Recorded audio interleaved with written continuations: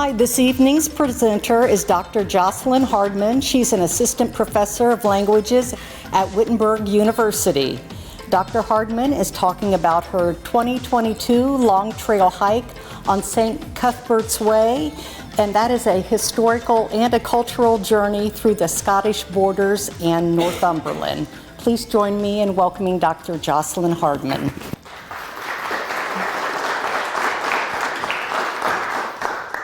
Hi, thank you so much for coming out on this, what the Scots would call a dry evening.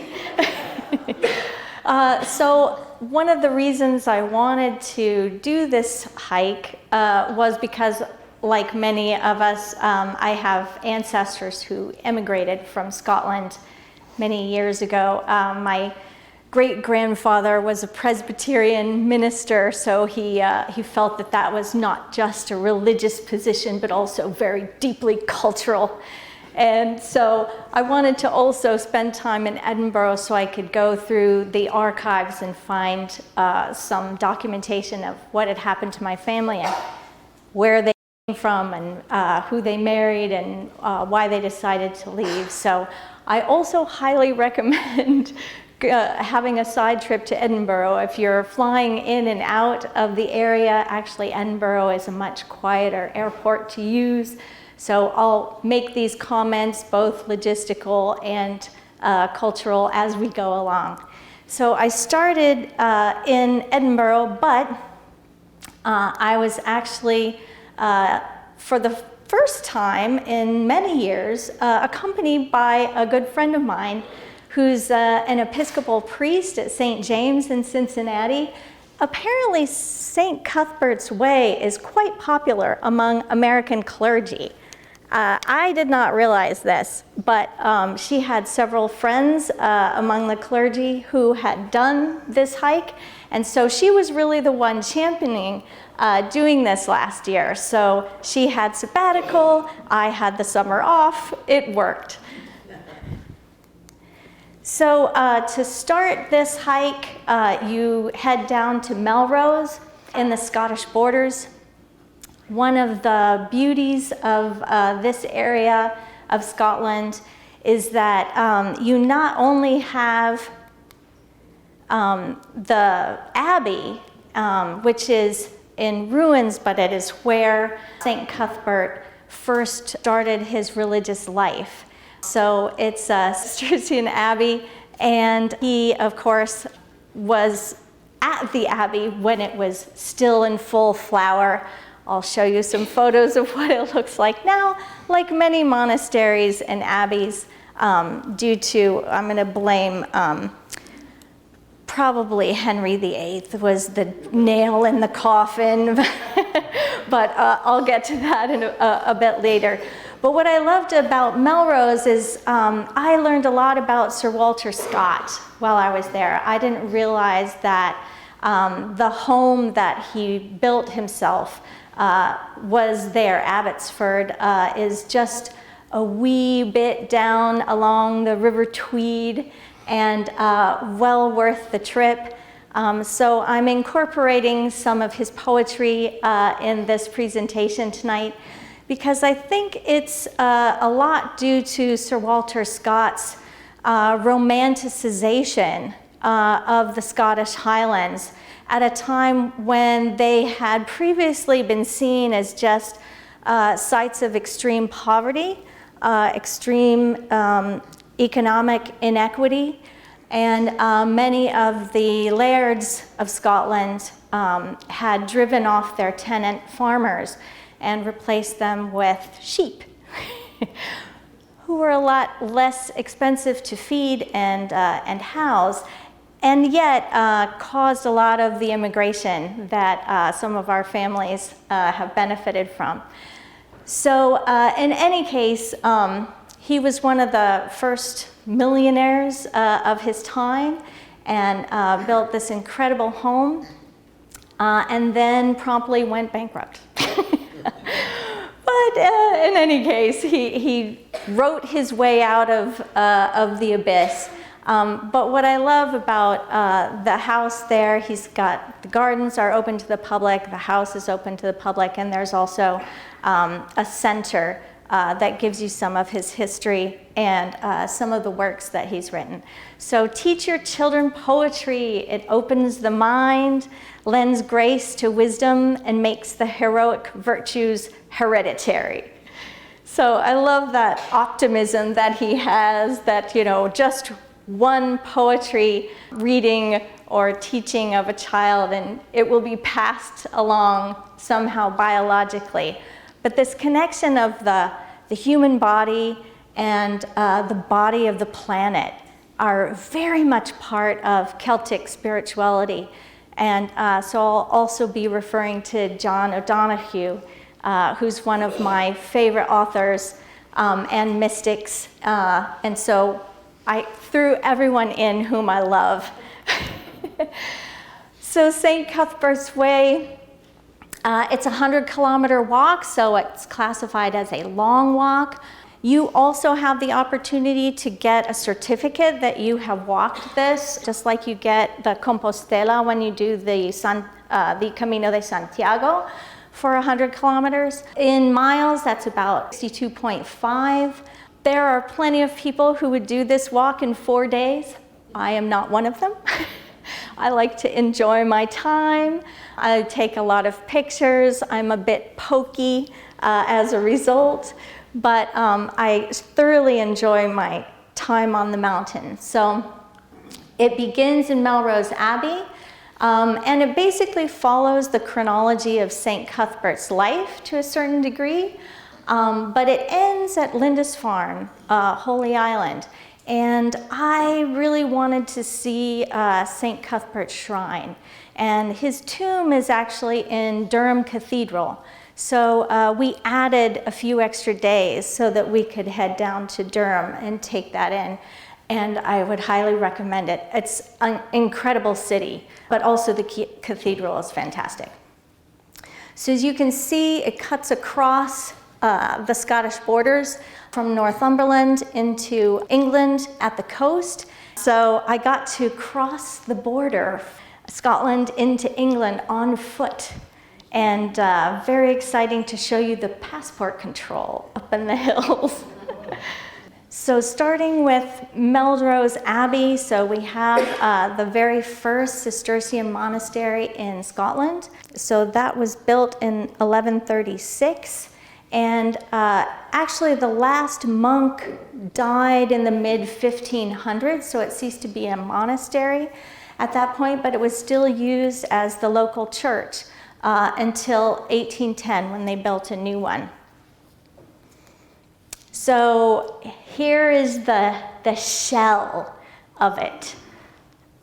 And you can see, kind of being a bit facetious here about the road to ruin, but it is definitely a ruin now. And it kind of started in the 1300s, but again, I'm blaming Henry VIII for the death knell of the poor abbey. So we see, you know, the attacks and the sackings in the 1300s, Edward I, Edward II, and then Richard II's attack in 1385, so they had to completely rebuild the Abbey Church. And then finally, the end of the end. So the 1540s saw not just the political wranglings between England and Scotland that you see throughout the borders, but also, of course, Henry VIII wanting to separate the English Church or the Anglicans from the Catholic Church. So this is why, it didn't show up. I changed the font so it would show up, but it's called the War of Rough Wooing, which I think is hilarious, or the 8 Years' War, because the wooing was Henry's efforts to essentially force a political marriage between his heir and Mary, Queen of Scots, or her family. So it did not go well. And along up the river, I was referring to the River Tweed as my friend, the River Tweed. Up in the Highlands, there's also Loch Garry and the River Garry. So I feel like the rivers sort of become your friends because they accompany you through all these long hikes through Scotland. You can see how incredible this residence is that Sir Walter Scott built for himself in the early 1800s. It was actually just a farmhouse. And he had 4 children, and he had planned to, enlarge it, but first and more important to him was acquiring many hundreds more acres of surrounding land. So he acquired the land first, and then, as one does, built the house around the library. Of course, so it's the most incredible library I've ever seen, so I had to include it over there at the end. I think everyone should have a 2-story library like this. It's absolutely fabulous. And then, of course, the gardens also. These are the walled gardens on this side. And just absolutely beautiful in the spring when I was there. Everything in full flower. And actually in Melrose, there's another garden that's now a public garden, but that was part of a mansion there, Harmony Gardens, and it's incredible too, right behind the Abbey. So Scott's contribution, as I said, was changing perceptions of Scotland. So not only for the wider world and England especially, who considered it a very poor step cousin to England and London as the center of economic activity. But he also created a renaissance of sorts of Scottish traditions and Scottish patriotism taking root and flowering again. So the Scots of the time period may grumble about how inaccurate some of his descriptions are of Scottish life, but he was casting a very fond lens on Scottish past. And also rather romanticizing, glorifying smugglers, highwaymen, those ne'er-do-wells, those rogues of the highways that were not really perceived that favorably at the time. So he certainly gave them a new lease on life. Coming back to John O'Donoghue. Now, John O'Donoghue is Irish. He was a priest, an author, an orator, and just an incredible human being. And I love the way he looks at ruins, and obviously Ireland also filled with ruins, but I like his view of them, that ruins are not empty. They're sacred places full of presence. The souls of those who once lived there still have a particular affinity and attachment to this place. The life and passion of a person leave an imprint on the ether of a place. Love does not remain within the heart. It flows out to build secret tabernacles in a landscape. So I love that view, and here you can see, through what would have been an incredible stained glass window in the Abbey, but now has the stain or the color of the sky behind it, a color of the landscape peeking through. So the interior stages, so the beginning obviously is in Melrose, the end is at Lindisfarne, Holy Island, but in between, where are these 100 kilometers taking you? So I'm going to start with the wide open hill.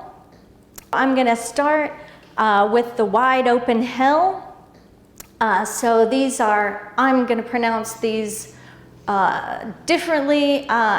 Cheviots, the Cheviot Hills. In Cincinnati, I think there's a different pronunciation. You can hear Cheviot, Cheviot. In any case, those are those hills. And then, of course, the border crossing in the middle from Scotland to England, and then going past St. Cuthbert's Cave, also very fun.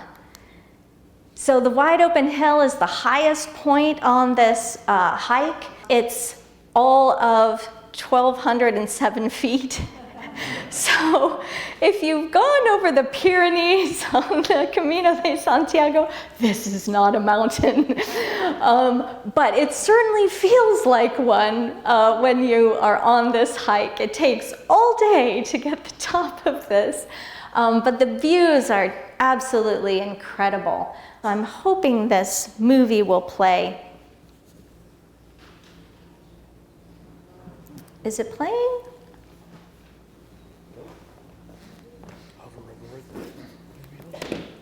Maybe it's there. Oh, there we go. Thank you, John. So I have the sound off because it's so windy that all you hear is a lot of static on the microphone. But this is a panoramic view of being on top of those Cheviot Hills. And the walls, the rock walls are, this is keeping livestock in. And I'm thinking it took, decades to build these walls up and down these hills to keep the sheep in, or as you'll see on the English side, the cattle. So you can see the stiles. Also, we had to go up and over these walls at various places. But you can see here on the top of this post, like the Camino de Santiago, the way is well marked. You don't have to have a map with you. You can just follow these signposts. The difference is that you will find these signposts in the middle of a cow pasture. You'll have to avoid the little obstacles left for you to get to your next waypost. Also, a difference that I found really interesting was that on the Camino de Santiago, the amenities are very well developed. So you can go 5-10 kilometers. You'll always find a cafe where you can get a nice fresh squeezed orange juice or something to tide you over till the next cathedral stop or small village church. But here on St. Cuthbert's Way, you need to have your lunch packed. Fortunately, we stayed in B&Bs the whole way. And so for an extra few pounds, you can, you can get a nice packed lunch to take with you. But you will see nothing but sheep for the entire day. This is not terribly well traveled. It's well known by locals, but it's not super packed with people. It's quite sparse. And so it's rather nice if you're looking for some good solitude and some tranquil scenery. And if you commune with cows and sheep, even better. But the downside is there are no bathroom stops.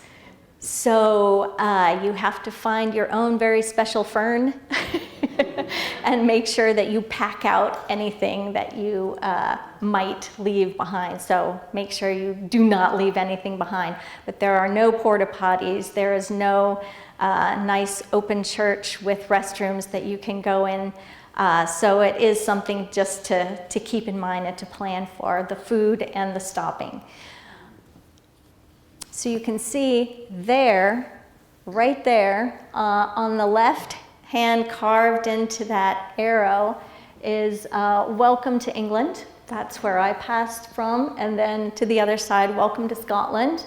And you can see the passport control here. It's very rigorous. So on the Scottish side, we had lovely sheep to check us out. And on the English side, herds of cattle passing over the path in front and behind us. We actually had to wait for a whole herd to go up and over the hill before crossing. So that was our passport control. You can see we suddenly had people show up. Now this is a little more popular, walking across the border. And so we suddenly had about 12 young hikers shoot past us and go up and over this pass. but absolutely beautiful. I love the misty, drizzly days. This was the only day that we had precipitation for that whole 10 days. So I actually really enjoyed it.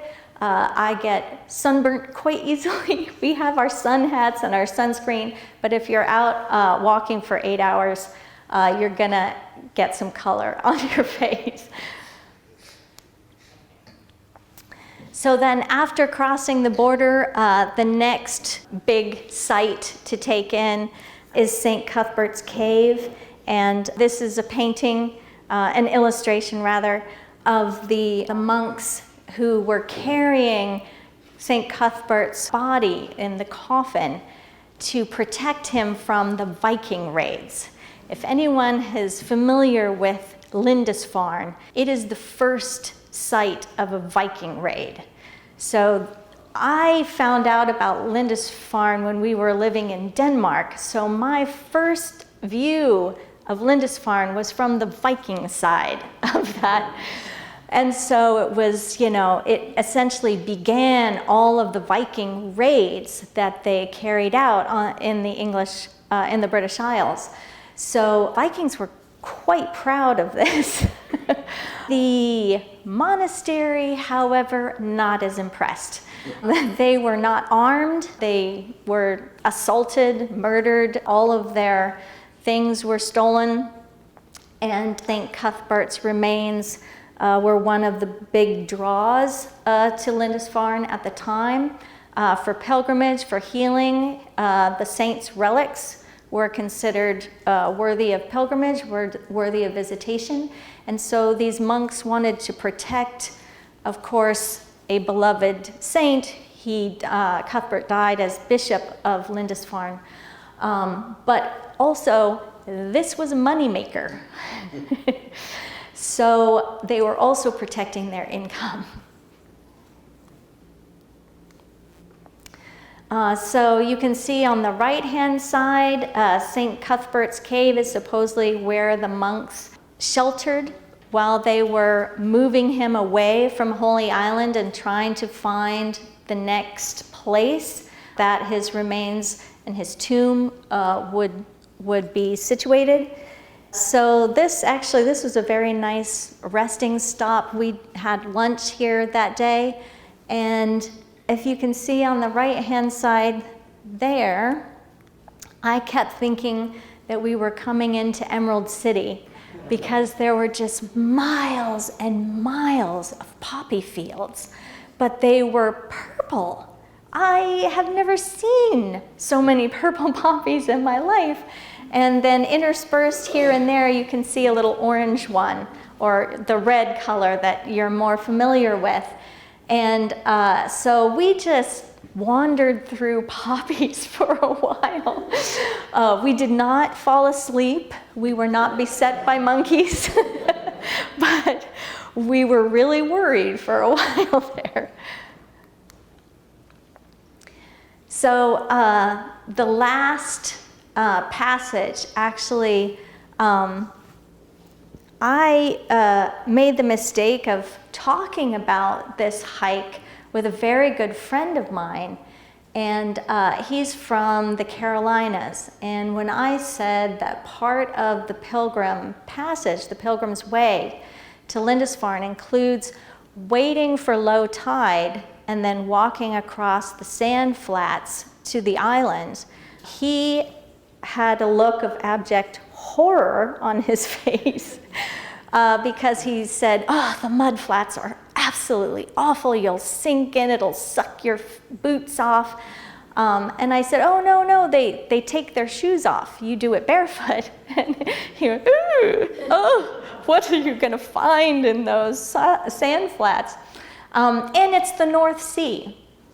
So we weren't sure what the temperature of the water was going to be like. So this was the only time that I actually had a moment of crisis in faith. If I were really up for this, if this were something that we could do without, having our toes sucked off into the North Sea somewhere. So here's what it looks like. The Pilgrim's Way across the channel, across the sand flats at low tide, is marked by these long poles. And there is now a causeway where the vehicles pass by, and they have rescue boxes that are built way up above the causeway so that if a vehicle is trapped by the tide coming in faster than they expected, you can ditch your vehicle and climb up into a box and live through the tide until the tide comes down, because it will be hours before the tide comes back down again, and it's safe to travel. So here's what it looked like, and we thought, it's not bad, right? It looks okay. It was very windy, but it didn't seem too flooded. We went a bit early, like right after low tide, because they said you don't want to be walking as the tide is coming in. So you want to give yourself at least an hour ahead of the tide coming back in. You don't want to be walking on a rising tide. But we didn't know how long it would take us to walk. So we're guesstimating maybe a couple of hours, but across a sand flat, barefoot, maybe more, we're not sure. So we thought, oh, well, we'll go a little early, right at low tide. Well, there's a slight downside to that. So as we got to the part where the channel is deepest, the tide had not yet lowered. So let's see if this will play.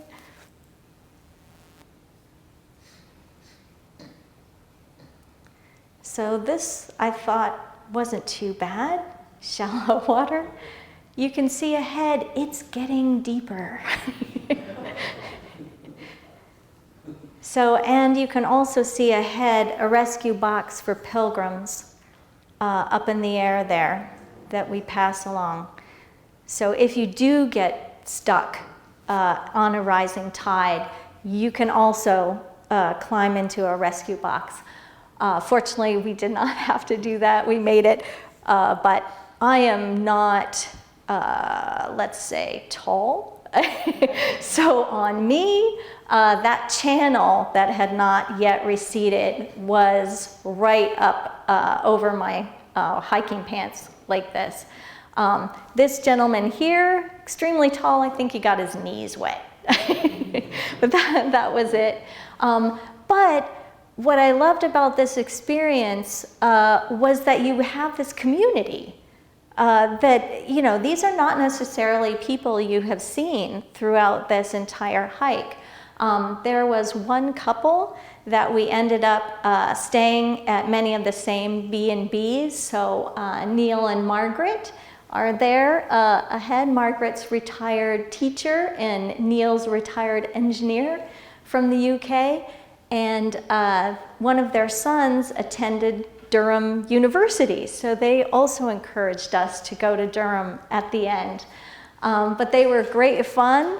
This is how I want to spend my retirement. This is so fun. They were just absolutely delightful companions. And this is one of my favorite aspects of doing these long hikes in other countries, that you do get to know people. Because you do spend some time with them either on the road or at the B&B afterward. I did not realize that I liked cider so well. I don't tend to like beer or wine, but Margaret introduced me to homegrown cider, and it is quite good.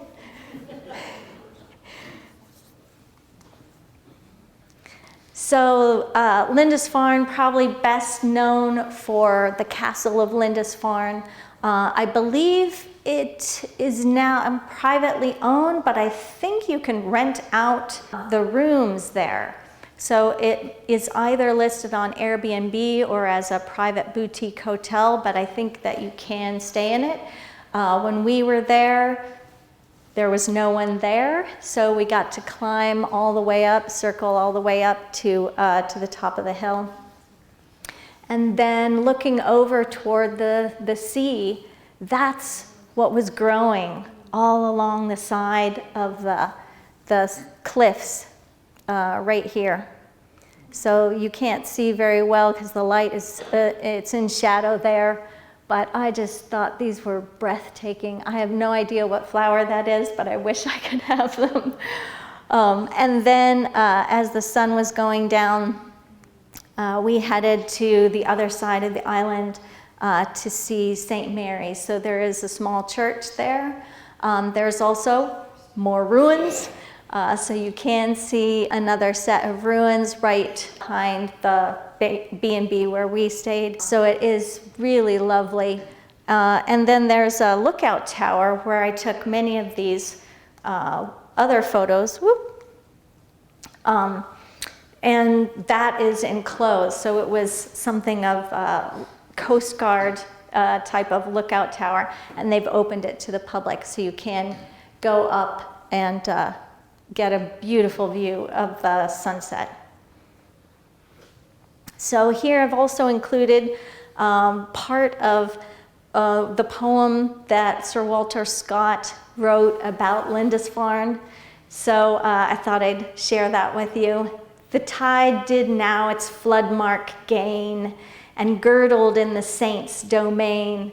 For with the flow and ebb its style varies from continent to isle, dry shod o'er sands twice every day. The pilgrims to the shrine find way. Twice every day the waves efface of staves and sandaled feet the trace. As to the port, the galley flew, higher and higher, rose to view. The castle with its battled walls, the ancient monastery's halls. So it wasn't a ruin then. A solemn, huge, and dark red pile placed on the margin of the isle. So there's also a lovely marina there. Fishing is still the main industry on the island. Tourism comes second. So as I said, we decided to add Durham Cathedral in. Now, you first have to figure out how you're going to get off the island. So you have to plan your leave taking to be able to make the causeway before the high tide comes back. So we were able to just hop a bus, get to the train station, and then you can just take a train down to Durham. So the cathedral is incredible. You can see there to the far side some of the architecture, the arches there, and one of the main windows at the back as you walk through the choir. There's also the bishop, well, they call them bishop princes, other way around, prince bishops, excuse me. And prince bishops of Durham were the political and religious leaders of the time. And so it was a way to keep those pesky borders from going under once again. So the prince bishops were warriors. So they were not just bishops. So the prince part was the part where they led the armies as well in protecting it. And Durham is again one of those hilltop castles. So right across from the central green from the cathedral, there's Durham Castle, and it's currently in use still by Durham University. And so they take their meals there. So we got to go and see the long hall where they serve lunch and dinner to students, and it had to have been the model for Hogwarts. It looks exactly like it because they have a raised area at the end of the hall for the faculty to eat, and then the students are all arrayed from there out in tables, long tables, where they take their meals. And then you can see here, this is the doorway into the shrine of St. Cuthbert, and then inside. So here is where his final resting place is. There is seating all around it, so you have some quiet time if you want to pass a few minutes there. And then I thought above was absolutely incredible. The carving, the wood, the bas-relief, it's really worth seeing. So the end of the pilgrimage. Whenever I go on these long hikes, especially with some religious component, I always have to go into churches. And usually it's part of the pilgrimage, but I make sure that I do it. I have to light candles. So for me, it's about remembering my sisters. So those two in the middle are for both of my sisters. They died very young, at 15 and at 20. So, sorry.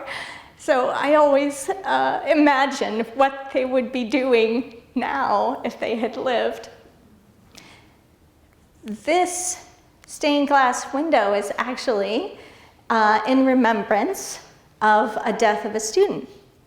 So I thought, oh, this is perfect. So that is the votive place that I chose to remember them.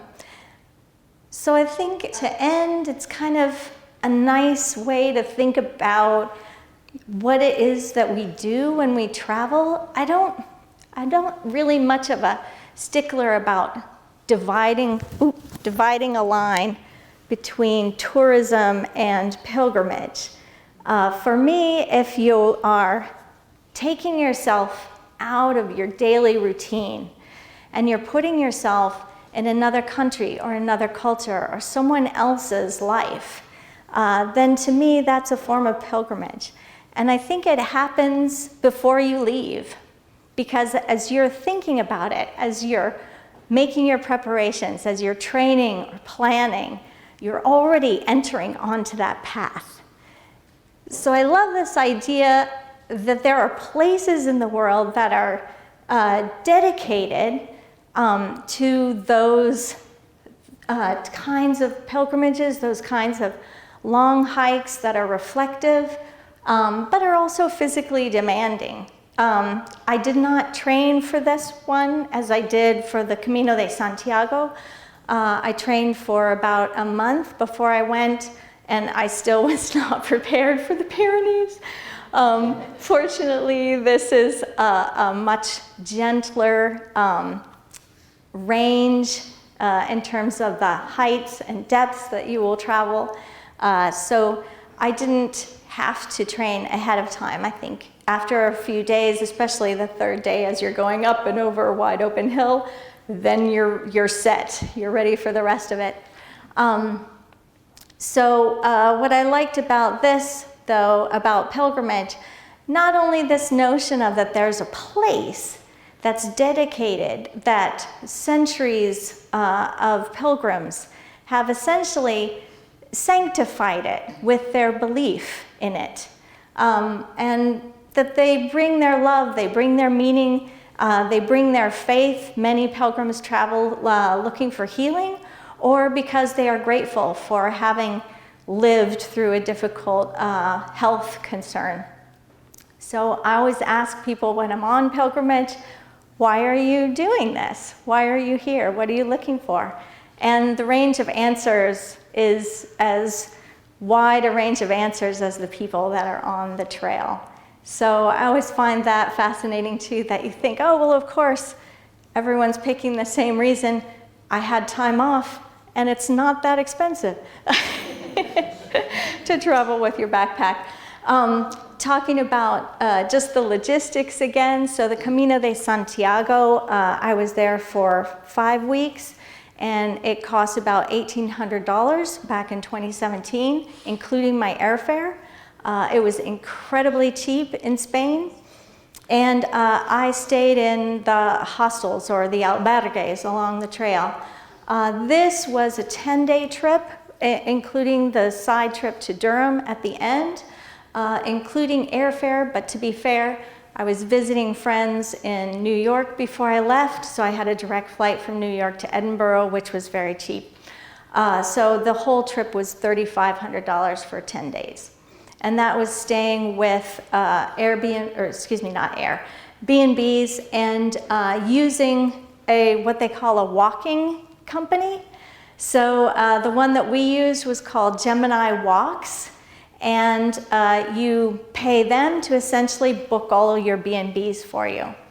And when we were leaving, they also gave us recommendations on how to do transportation to get off the island and not be stuck another night, because there were no more rooms at the inns. We ended on a Saturday. It was a very popular night, so we had to be sure to be able to leave as soon as we could, as soon as we finished. So this is, you saw the picture of me at the beginning, and then in the middle, up on top of a wide open hill, where I'm sweaty, my hair is coming out of my ponytail, and this is at the end. So this is in Durham, and Durham is just absolutely beautiful. So I would highly recommend going, but it's surrounded by rivers, and so there are bridges over every river, and there's just all kinds of beautiful views and walks to take once you're in the city as well. I even found a secret door behind the cathedral that apparently was the back way in for the clergy to go along the river walks. And so I snuck in. But that is one of the bridges that I'm talking about. But every few feet across different thoroughfares in the city, then you can see these beautiful bridges that crisscross the rivers. So it is absolutely lovely.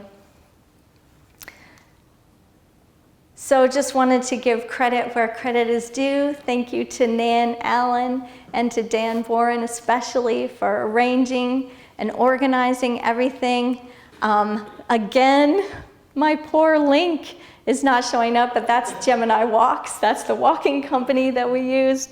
And also, I've been quoting different poetry and blessings by John O'Donohue, but also, of course, Sir Walter Scott.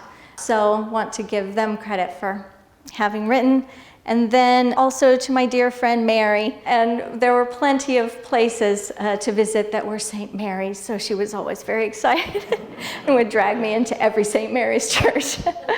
So I thought that was cute to show the difference also between her professional photo and what we looked like out along beside the banks of the River Tweed. Thank you for listening, and let me know if you have any questions.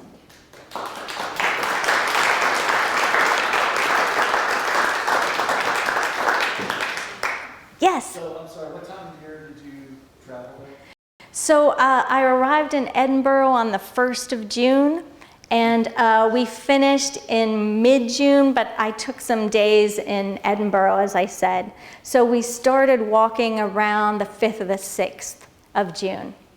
In the summer, like the best time for this particular? I think June was spectacular.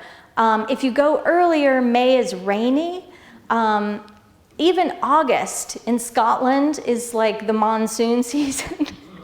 So there's this sweet spot in there of June and July, but July then you get the midges and other biting flies and fun things like that. So we thought, we'll do June. That seems safe. Mm-hmm. How long did it take you to cross over to the island? It took us about 2 hours and 20 minutes in group. So we stopped along the way. Obviously, I took a video. We were all taking pictures, so it took a little longer.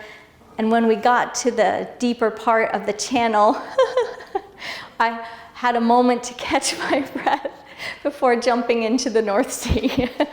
So that was just trepidation on my part, but really from beginning to end, it was just 2 hours and 20 minutes. And we made it without hitting rising tide, so we felt very proud of ourselves. And you didn't go back the same way, is that what you said? No, we took the bus over the causeway going back. So would you recommend doing that hike alone? I would. But I love hiking alone. Most of my hiking is alone. But it doesn't end up being alone, really, because you're then, I don't know, just more open to meeting people and, making acquaintance on the hike itself. And so, I don't know, it's different. Because I absolutely love Marion. We're very good travelers together, so that worked out. But I have known people who went with friends with whom they had a close relationship, and then you travel together. It doesn't always work out very well. People travel very differently. They have very different expectations and needs, and you don't know this about them until you're, stuck beside a fern, having them hold your baggie of used wipes for you, and then, you learn things about each other that maybe you never wanted to learn.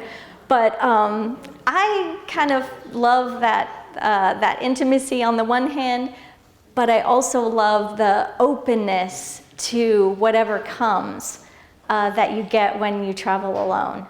So, and this is, incredibly safe. Just like Camino de Santiago, Spain is, well developed. They're accustomed to having pilgrims come.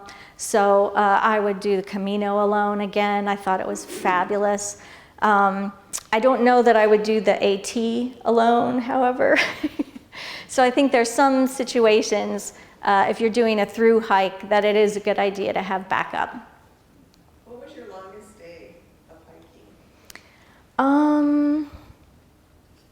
So it was after, so the first day was actually pretty long because we were going up over the Eildon Hills. And so that was sort of a brutal wake-up call. Maybe I should have trained before doing this. But the wide open hill was actually one of our shorter days because they knew we were going up and we were doing such elevation. And so they kind of arranged the hikes to be more livable. And then after that was the longest day. Was after when we were going, I think it was more battle to Kirk Yetham. It hooks up in Kirk Yetham with another really long trail that goes north-south through the UK. And ours was obviously going east-west. And we met up with other travelers from these other trails who had come many, many more miles than we. And in fact, there was a young woman who was resting outside of the B&B who had just finished running the 26 and a half miles from the longer trail. And I thought, oh my gosh, even when I was her age, I don't think I ever would have done that. But all power to her. So you meet up with people, that kind of put it in perspective. But that was definitely the hardest day or the longest day.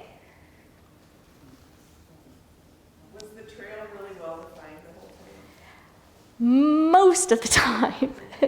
There were a couple of cow pastures that we really weren't sure if we were going the right way until we found one of those markers, or we went the wrong way and there was no gate, so we had to double back once and try and find a gate out, and the cows are giant.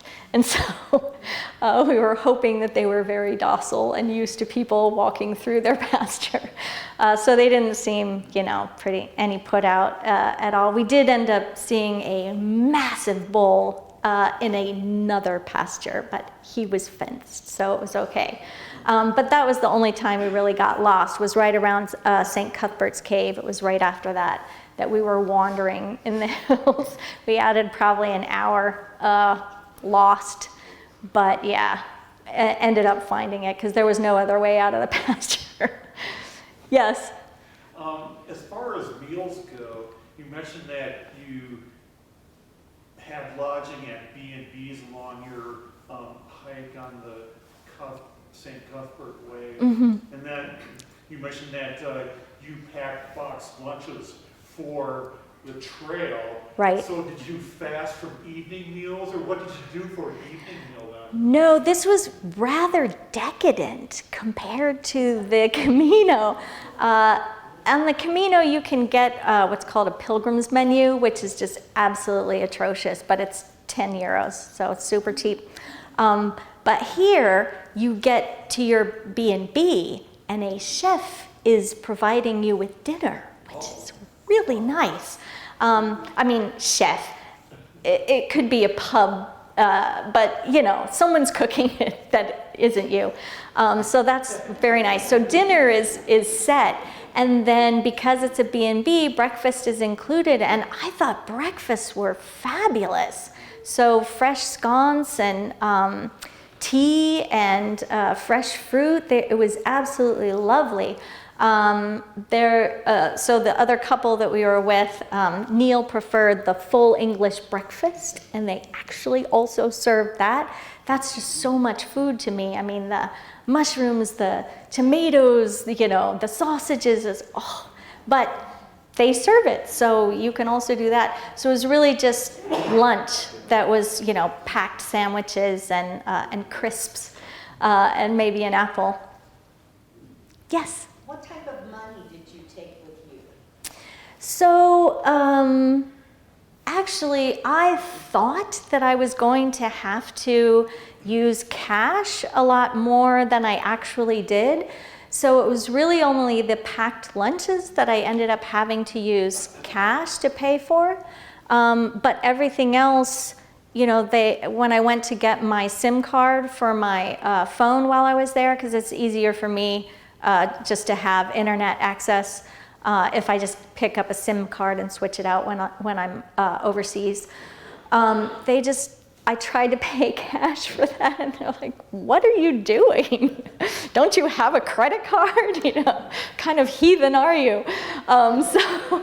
So I actually ended up having cash left over at the end that I was trying to get rid of before I was leaving. So I wouldn't recommend getting more than 100 euros to pay for tips and for lunches. But that was it. Yeah. What was the temperature like? How hot did it get? How cold did it get? What was the mornings like? Did it warm up during the day? Yeah, so in the morning, it was cool enough that I had my long-sleeved hiking shirt and I had a fleece. But after a couple of hours of hiking, and then as the sun was coming up higher, I'm not saying I left at 5 in the morning. We usually left at 8 because we had a good breakfast. Then we would end up stripping layers. And so it was nice to have, you know, hiking pants that you could take off the bottom of the legs, and you could strip down. I always had a short sleeve shirt under my long sleeve shirt, under my fleece. And my friend Mary also had a ring jacket, that's it. And for me, the trekking poles were what really saved me. Just the unevenness of the ground is something that I like the poles to steady myself. She had a lot of trouble with her poles. She got some just for this trip that were foldable, and they kept folding as she was using them. So again, any long hike, I think it's important to use all of your equipment beforehand just to make sure you know what you need. I prefer wool hiking socks, for example, and I use a wicking under sock with them, and I don't get any blisters that way. But I also use Vaseline between my toes. So that didn't work for her. So anyway, it's just, equipment is so personal. I think it's just really important to try it out first and make sure you know what you like and what feels right to you. But yeah, the temperature was not very hot. And we had the one drizzly day, but otherwise it was about 70 degrees, maybe high 60s for most of it. It was really perfect hiking weather and sunny. Anything else? Oh, one more? Yes? So where is your next adventure?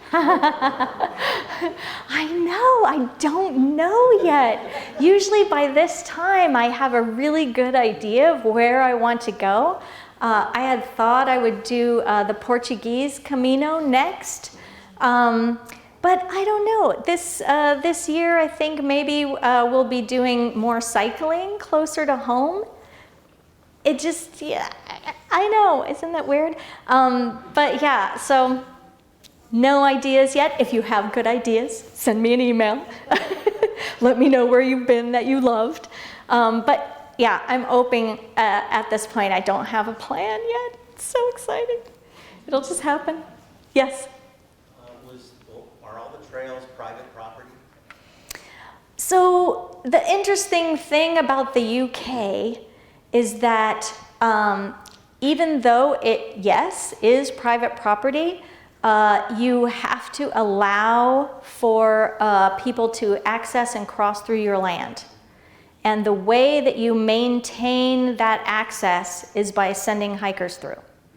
So the UK government is very pro-hikers because that maintains their access to all this land. And were the churches you stopped at, were they Catholic, or there's the cathedrals and all? Do you know? Well, so I was with an Episcopalian priest, so we basically hit all the Anglican churches. So I know that there are Catholic churches there, and in Spain, obviously, I hit all of them, which were fabulous. Love the architecture, love the craftsmanship, it's just incredible. But yeah, in England and Scotland, it's much more likely to be Anglican. Okay, I guess that looks like everything. Thanks so much for your attention. Great questions.